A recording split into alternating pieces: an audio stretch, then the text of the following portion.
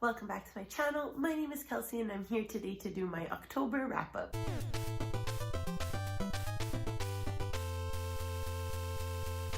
So in the month of October, I actually did really well. I really got into some spookier reads, which made me really happy. And I was able to tackle some major books on my TBR, my yearly TBR. So let's get right into it. We will, of course, start out with some statistics. So in the month of October, I read 13 books. 2 of those books were 5-star reads, which is fucking great. 5 of those books were 4-star reads, 5 of those books were 3-star reads, and 1 of those books was a 2-star read, and I had 0 1-stars and 0 DNFs, which is equally excellent, and that averages out to a 3.73 stars for the entire month. In regards to pages read, I read 5,752 pages, which is fucking crazy, and that averages out to about 185 pages per day. In regards to the author's identity, I read from 6 female authors, 6 male authors, and 1 author that identifies as non-binary. 11 books were catered to an adult audience, and 2 books were catered to a YA audience. And just in regards to format, 4 of those books were audiobooks, 4 of them were ebooks, and 5 of them are from my physical TBR. 6 books out of my statistics I will not be talking about just because I have 2 videos which I will leave linked up above. I started off the month reading All's Well by Mona Awad. I will spoil it and say that this is one of my 5-star reads for the month. I absolutely adored this book, and if you would like to see my full thoughts, it's kind of spoilery, but kind of not spoilery. It really depends your threshold, but I will leave it linked up above if you would like to know some details about my feelings and thoughts on All's Well by Mona Awad. I have 2 physical books for the next video. This is Seal of Salt by Stephen King and Battle Royale by Kushin Takami. These books, along with 3 others, are in my Thrillathon vlog. Thrillathon was a readathon I co-hosted in the month of October, so if you would like to see my thoughts on these books along with the others, I will also leave that linked up above. So let's get into some books that I haven't talked about yet. The first book is quite a shame from me because everybody absolutely adores this book, and I really feel like I am the only person in the universe that doesn't like The Shadow of the Wind by Carlos Ruiz Zafón. I don't know what to say.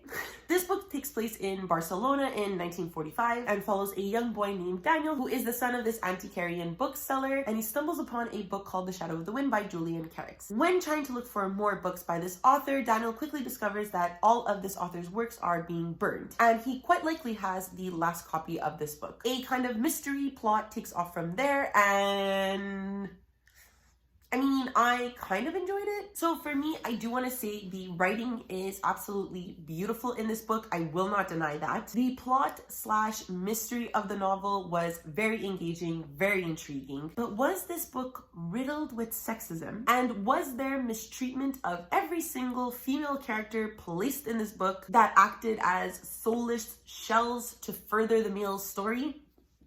Also, yes. I'm really surprised by the lack of discussions surrounding the rampant misogyny in the book, and maybe it bothers me more than others, but once I noticed it, I really couldn't get over it. But was an annoyance in the beginning turned me into literally not being able to see past it, and it made me really not like the book. I understand that this book takes place in the early 1900s, but given that this book was written 80 years after it would have taken place, I just think that there could have been more nuance or care taking to show and explain how women were treated at the time. I have read historical fictions that have addressed these things and have had actual discussions about it. And you can easily say, like, Kelsey, the point of this book was not to have these discussions surrounding the mistreatment of women in Barcelona in the 1900s. That's fine. But then tell me why every single woman in this book is villainized and sexualized on every single page. Literally every female character in this book could have been left out, and I can argue that the plot would stay the same, and it was just really tiring. I don't want to take away the experience of people who have enjoyed this book, because I know a lot of people in the Citadel Buddy Read really like this, and I understand why, because as mentioned, the plot was really engaging, the writing was really beautiful, and I do think that Zafón was able to create this tale that was breathtaking, engaging, and kept you on the edge of your seat for sure. I see why people enjoy it. I know why people enjoy it. I did gasp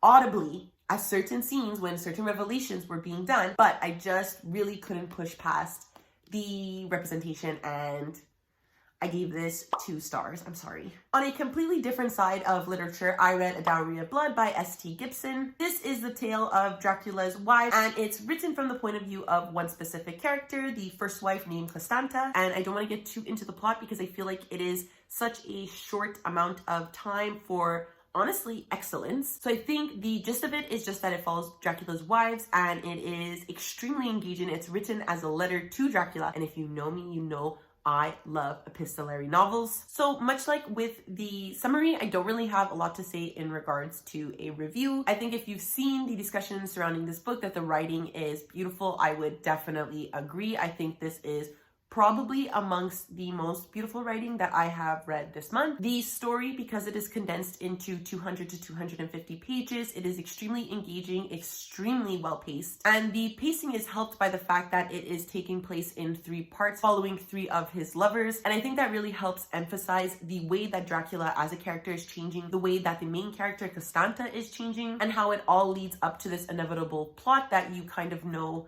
or understand from the beginning of the novel. I do wish that this novel was a bit longer just because I absolutely adored the writing and the characters. So take what I'm saying with a grain of salt because I think it works both ways. I think it's perfectly paced and perfectly timed and perfect length. But at the same time, I'm giving it a lower rating because I want it to be longer. So am I a contradictory mess? Yes. I ended up giving this 4 stars. I think the ending could have been prolonged a bit more. I would have liked to see more of their relationships with Dracula. I also want to say that if you have gone through an emotionally manipulative, abusive relationship, I would caution going into this. I definitely related completely to the character of Constanta. I think it was excellently done. I think the representation was done well. So I would highly recommend if you are looking for that aspect of the book as well. After that, I picked up an advanced reader copy of Yume by Sifton Tracy Anapare. This follows a young woman named Sybil who is currently teaching English in Japan. Her contract is up for renewal and her mother is begging her to come back to Canada, and Sybil is not sure where she belongs anymore. She loves her job despite the ostracism that she faces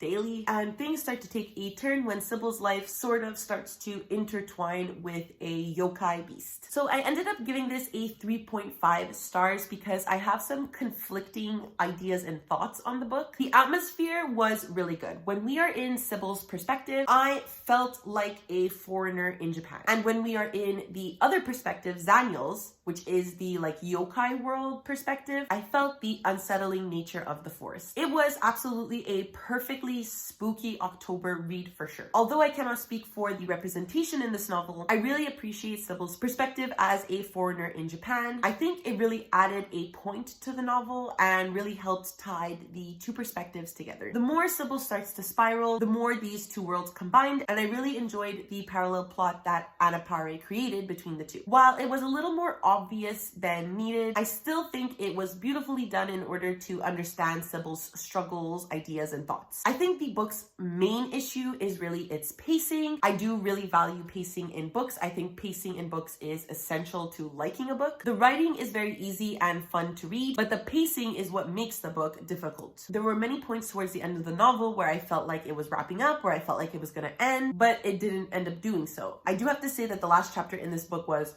chef's kiss. I absolutely love how it ended. Zaniel as a love interest slash secondary character really left much to be desired. I think their relationship could have been a tad more developed and I would have probably enjoyed them more were it so. Overall though, I do have to say that this book made me really excited to see what Anapare puts up next. I think she has a lot of talent and I am really looking forward to it. And like I said, 3.5 stars. Next, I read another arc for Paybacks, a Witch by Lana Harper. This follows a young witch named Emmy Harlow who, upon leaving her small town, doesn't really connect with the magic anymore and it doesn't make her a very good witch. Her self-imposed isolation is really in regards to a relationship she had with another witch named Gareth Blackmore. Emmy is returning to her small town in order to participate in this tournament of sorts where the winning family is able to kind of control the magic and the goings on of the town if they were to win. In wanting to beat Garrett's family, Emmy teams up with one of the girls that he has also scorned named Talia. So honestly, this book was cute as shit and it made me so happy. After a couple of books putting me into reading slumps this month, A paranormal sapphic romance was exactly what I needed to lift my spirits. I found the writing in this to be really well done because you completely understand the mythical and magical nature of Thistle Grove and how ancestry plays a huge role in this book. I never found myself confused or questioning the world building, and this book, while at its core is a paranormal romance, the magic made sense and you could see how it would take place in a perfectly normal town. I really enjoyed the characters in the book. They all felt like real people who were making questionable and stupid mistakes that just made a lot of sense human to human. The third act argument that always happens in romance books was obviously stupid and unnecessary, but it did end up leading to a really fun third act and resulted in the main character really finding themselves and developing the confidence she needed to become her own person. Let the ladies fight if it means letting the ladies fall in love. You know what I mean? Also, Talia is the necromancer of my fucking dreams, and I completely understand how Emmy fell in love with her so quickly, and we will not talk about Insta love at this time, okay? I ended up giving this a fast 4 stars. It was really fun, really cute, and I would highly recommend it if you're looking for like a cute, fun, witchy romance. The next book I picked up after that was Skyward by Brandon Sanderson. As you know, if you've been watching my TBRs and wrap-ups throughout this entire year, I have been reading one Brandon Sanderson a month to catch up with his backlog that I severely put behind. I was reading this for Danny over at Current Chapters Book Club, and I think it's safe to say that a lot of us really did enjoy this book. Skyward follows a young girl named Spencer whose main dream is to be a part of the pilot academy. However, unfortunately for Spencer, she is frequently judged based on nothing other than the fact that her father was a coward. However, Spencer soon discovers an ancient ship that she finds in the kind of like tunnels underground of their city, and she realizes quickly that this ship will be a way to prove herself. Right off the bat, this was so fun. I had such a great time reading this. The pacing was a little bit slow at the beginning, but the way that it unfolds and how everything is revealed was extremely satisfying. Honestly, on this note, I read a couple of reviews that people were saying that this is kind of like a prelude to a much bigger story, and it's like, yeah, like most first books. Let alone Sanderson, who is known for his extensive world building. It does not compute up here, this argument. I just wanted to throw this in there because I found that really weird. This series is going to be 4 books and 3 novellas, and you can clearly tell that Sanderson is setting up for an epic journey. I'm so excited to see what else we discover in this world. Spencer was a really interesting main character. I loved her spunk, I loved her passion for being a warrior, and the lessons that she learns concerning that fact about herself was a really great thing to read, and I think it's important for younger kids to read that as well. The discussions around what it means to be a hero and what it means to be a coward were paved beautifully within the novel, and I also really enjoyed how Sanderson was able to include classism in this and the discussions that surround it and how it affects people. I am very keen to continue this series and what else Brandon Sanderson is able to include in this world. I think, like I said, it's going to be very expansive, very epic, and I'm really looking forward to it. Also, the romance in this book, if it does not happen, I'm fucking rioting. The angst between Spencer and another character that I'm not going to get into because I don't want to get into spoilers, but I'm obsessed with them. Brandy, give it to me. Anyways, I gave this 4 stars. Finally, the last book I read this month that I actually finished on November 1st, but you know what? I'm counting it as an October 31st because I read so much of this chunky book in October. This is Empire of Gold by S.A. Chakraborty, and it is the 3rd and final book in the City of Brass trilogy, the Devabad trilogy. I forget what this series is called, but it is fucking huge. I won't get too much into what this book is about because, like I said, it is the final book in a trilogy. But the Devabad trilogy follows a young girl named Nari who one day, when she's unfortunately summons a diva named Dara, and when Dara discovers that Nari has kind of like these powers and is able to understand him, he brings her to the City of Brass, and the story, this like epic story, takes off from there. So right off the bat, I really feel like this was truly a great finale in my opinion. I was nervous to pick this up due to its length because I was worried that because it was so long, it wasn't going to feel complete. But the way that Chakraborty expanded the world while also keeping it contained and final was so well done. There were, yes, some moments where it dragged, but I think the payoff was worth it. The twists and turns in this book gave me a run for my money. There were certain scenes that made me like gasp out loud. And then, like with the 2 previous books, I really enjoyed the main characters, and I loved the way each of their stories ended this book, especially Dara's. Was the ending a little too happy in my opinion? Yes. But I'm unlearning that a book needs to have multiple travesties for it to be brilliant. Chakraborty does a great job at discussing the nature of prejudice and war, and I think that it was wonderfully crafted and well handled in these books, especially getting a glimpse as to what can happen in the world in the epilogue. So I'm wondering if Chakraborty has plans to continue in this world with another series.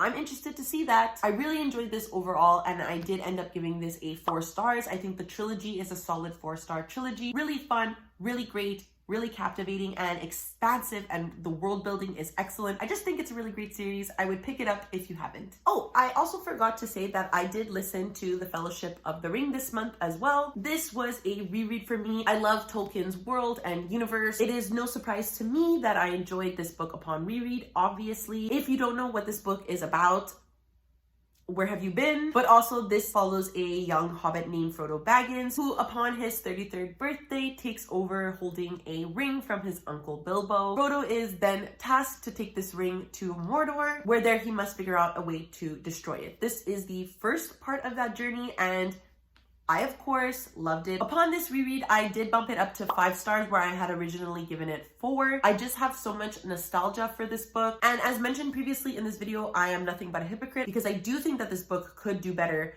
with diversity and representation of women, but I have so much nostalgia for this series. Every time I'm in this world, I am so happy. So like, comment down below. I know you don't have to tell me. I just love this series so much, and I give it a 5 stars. I think everybody should read it. I don't think everybody will love it, but I do think it is worth the read, definitely. I do want to point out that I have been enjoying this series way more because I've been listening to it on audio, and I think the audio productions of this series are well done. I have also been using the Encyclopedia of Tolkien and tabbing wherever things are represented in the book in the encyclopedia, and I just think this encyclopedia is so beautiful. I have obviously not read it all, but I think it's worth the purchase if you ever do want the encyclopedia, because the artwork in this book is absolutely phenomenal. Like, it is so beautiful, worth it 100%. This is by David Day, and I would highly, highly recommend it. So that's it. These are among some of the books I read in the month of October. If you have read any of these books, please let me know down below what you thought about them. Do you agree with me? Do you think I'm a hypocrite? Let me know. If you would like to follow me on any of my social medias, I do leave a link down below to my Twitter, Goodreads, and Instagram if you would like to follow me there. Also, don't forget to like, subscribe, and ring the notification bell. It does wonders for my channel and makes me feel really good. But that's it. I don't know what else to say at the end of these things, so I guess I will see you next time. Bye!